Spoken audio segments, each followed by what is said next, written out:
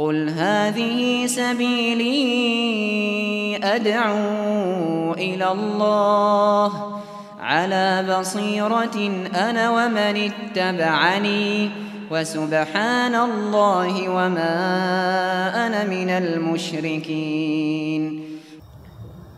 Bismillahirrahmanirrahim. Assalamualaikum warahmatullahi wabarakatuh.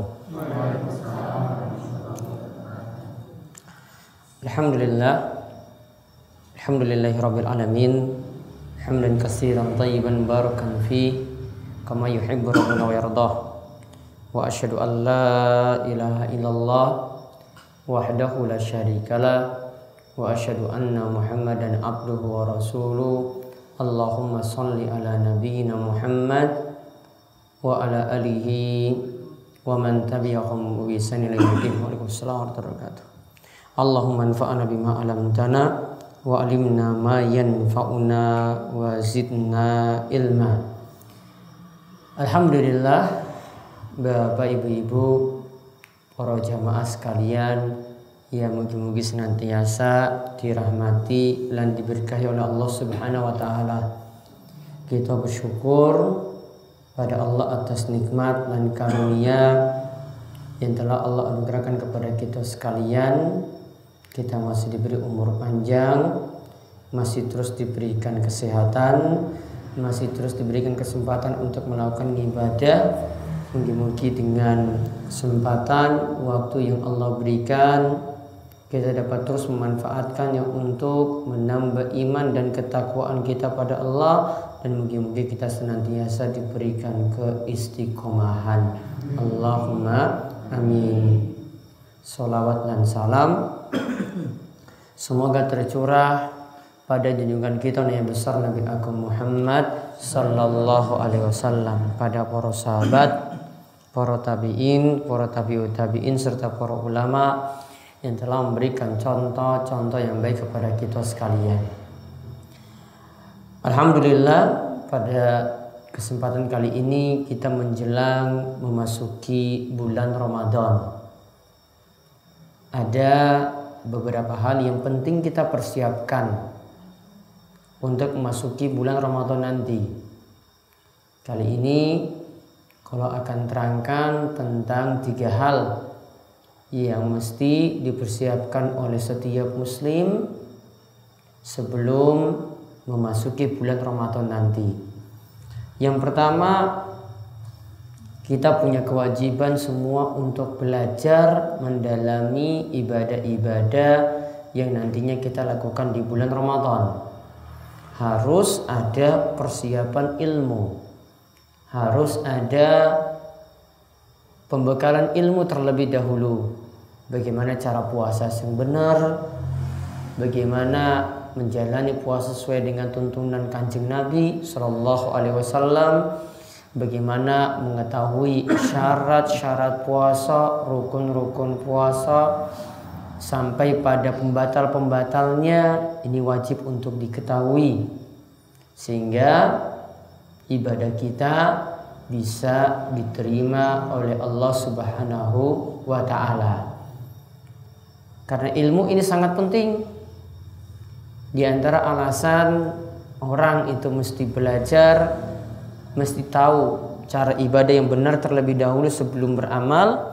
Imam Bukhari itu membawakan salah satu judul bab di dalam kitab Sahih Bukhari beliau yang beliau miliki, yaitu beliau katakan bab al-ilmu qoblal qawli wal amal. Ilmu sebelum perkataan dan sebelum perbuatan. Ilmu sebelum perkataan dan sebelum perbuatan. Maka setiap orang kalau mau berbuat harus punya ilmu. Kalau mau ngomong, mau berzikir dengan lisannya, dengan lidahnya, dengan mulutnya, dia harus juga punya bekal ilmu terlebih dahulu. Dan inilah yang menyebabkan manusia nantinya mudah meraih kebaikan kalau dia awali dengan ilmu. Karena kata Nabi SAW dalam hadis Muawiyah muttafaqun alaih, diriwayatkan oleh Imam Bukhari dan Muslim, "May yuridillahu bi khairan yufaqihu fiddin. Siapa yang ingin Allah itu kehendaki kebaikan pada dirinya, atau siapa yang ingin baik, maka Allah akan memberikan petunjuk padanya untuk memahami agama. Siapa yang ingin baik, maka Allah akan memberikan petunjuk padanya untuk mendalami ilmu agama. Bagaimana ibadah yang benar, bagaimana iman yang benar, bagaimana punya akhlak yang mulia. Itu bisa dapati kalau orang itu belajar. Nah, sampai-sampai para ulama itu katakan belajar itu lebih utama daripada bapak dan ibu-ibu lakukan ibadah sunnah. Seperti ada perkataan saking Imam Syafi'i. Imam Syafi'i itu pernah mengatakan tolabul ilmi afdalu min sholatin nafilah. Tolabul ilmi afdalu min sholatin nafilah. Menuntut ilmu, yaitu kita belajar agama, dalami agama, itu lebih baik daripada sholat sunnah. Kita dalami agama itu lebih baik daripada sholat sunnah. Maka berusaha untuk kaji, pelajari agama terus agar ibadah-ibadah kita itu bisa benar. Apa alasannya kok sampai seperti Imam Syafi'i, juga seperti Imam Nawawi mengatakan kalau kita belajar sinau agama itu lebih utama daripada ibadah sunnah. Contoh ibadah sunnah apa? Ibadah sunnah, sholat sunnah rawatib, sholat sunnah tahiyatul masjid, puasa Senin, Kemis, ada juga puasa Sya'ban, ada juga puasa Daud. Kalau nyaur utang puasa itu wajib. Namun yang kita bahas ini ibadah sunnah. Kenapa sampai Imam Syafi'i, Imam Nawawi dan yang lainnya mengatakan tolabul ilmi, belajar itu lebih baik daripada ibadah sunnah? Dikatakan atau dijelaskan oleh Imam Nawawi. Beliau katakan kalau kita punya ilmu yang benar, maka amalannya juga nanti akan ikut benar.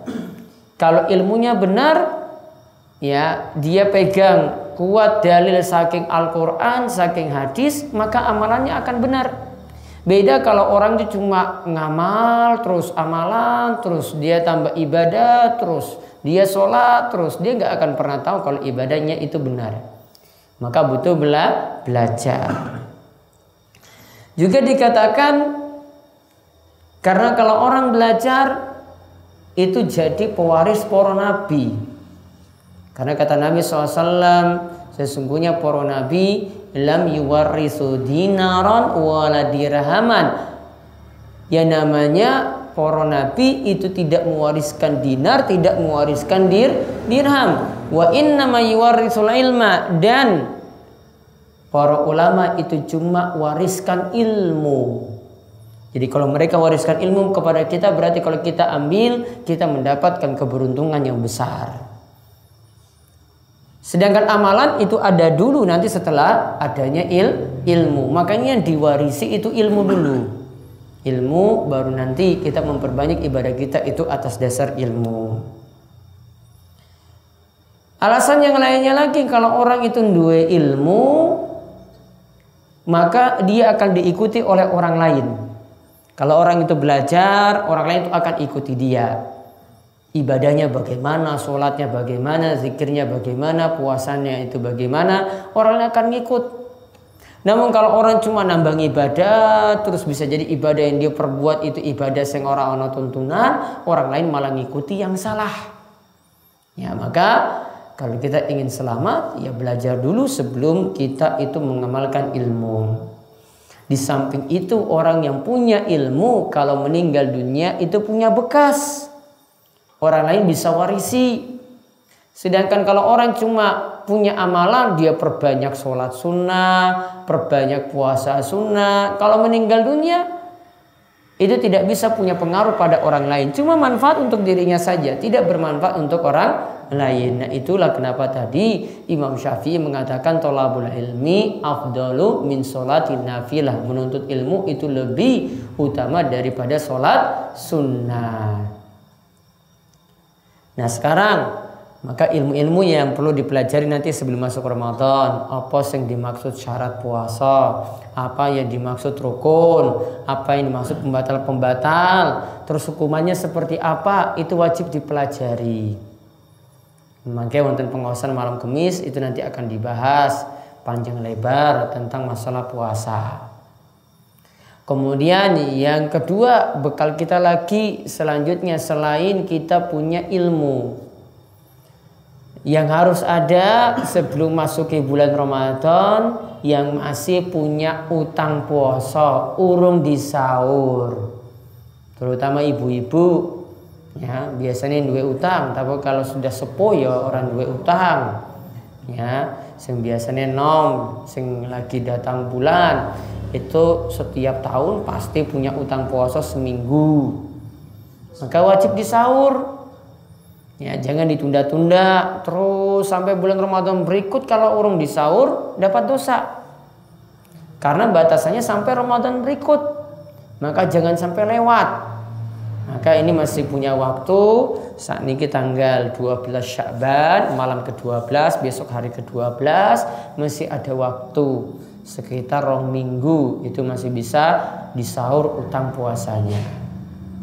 Begitu juga bukan hanya puasa sahur saja yang kita diperintahkan untuk melunasinya, namun dianjurkan pula di bulan Ruwah, di bulan Sya'ban ini untuk memperbanyak puasa sunnah. Yang mampu puasa sunnah ya monggo perbanyak puasa sunnah. Ingin rutinkan Senin Kemis ya monggo, ingin rutinkan puasa Daud ya monggo, atau memilih di hari apapun di bulan Sya'ban juga monggo. Kemudian yang ketiga yang perlu dipersiapkan lagi, jauhi amalan-amalan yang tidak ada tuntunan.